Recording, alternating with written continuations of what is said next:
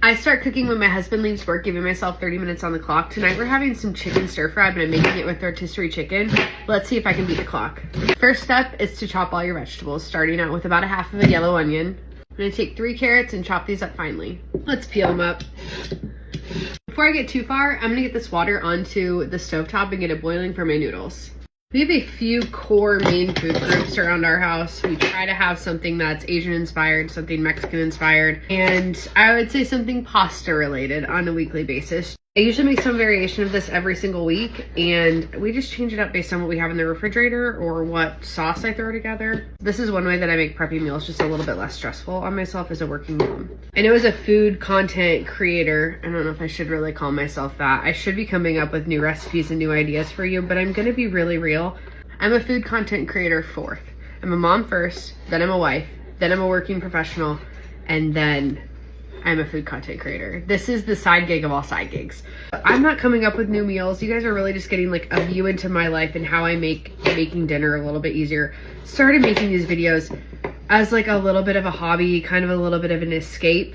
I have no idea how it has taken off as far as it has. TikTok, however, you've really like dove off the last month. It has been very hard to get views over like 1,000.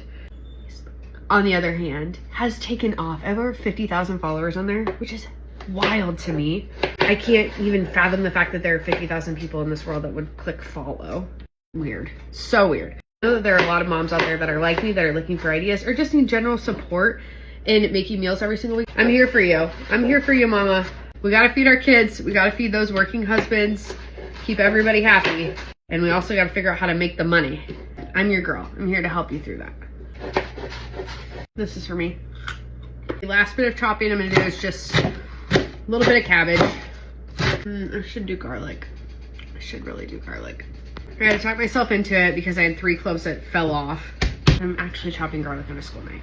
Ooh, there's a cat at our house and I think it might be from the farm. I'll be back. I'm highly distracted.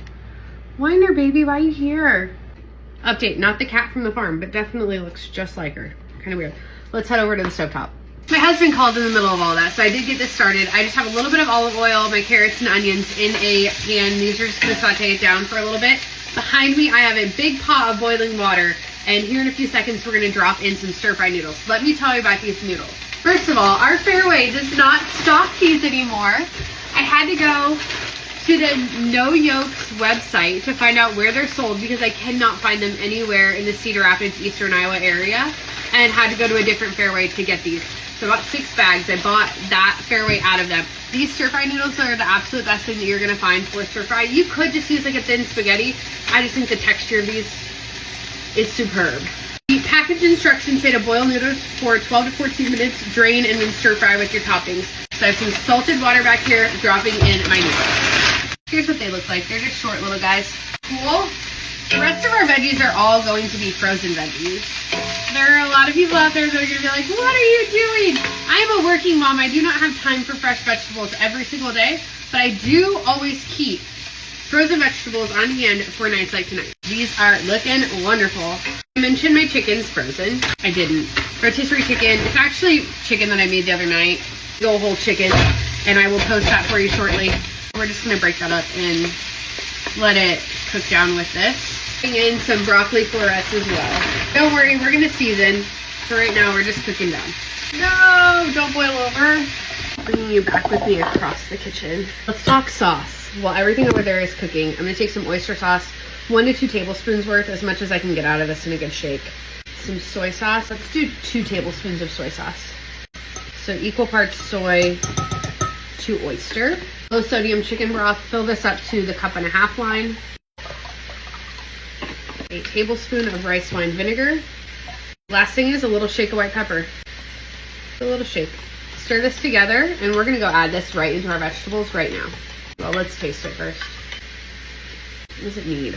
A little more oyster, a little more soy. We're gonna call that good. Let's go to our veg. There's definitely a better time to add in my garlic. I'm just gonna add it now. Probably should have added it before I added chicken and let it get nice and fragrant. Adding in our sauce. Oh, this needs sugar. That's what it's missing. A little sugar for balance. Let's go about, there's a teaspoon, 2 teaspoons. 3 teaspoons of sugar. Stir together. Cornstarch slurry, 3/4 tablespoon of cornstarch. Add enough water into this for it to be able to be mixed, probably a tablespoon. Grab a fork, mix it until it's not lumpy, and set it to the side. Shred your rotisserie chicken before you freeze it. Don't be like me. This is why I don't get any views. It smells so good. I want to do a little taste. Close. 1 chicken bouillon cube. Our noodles are done. Before we add our noodles in, I'm going to do our cornstarch slurry. Give this a mix. And my heat turned way down, but this is going to give it that nice glossy finish that you're used to seeing with Asian takeout restaurants.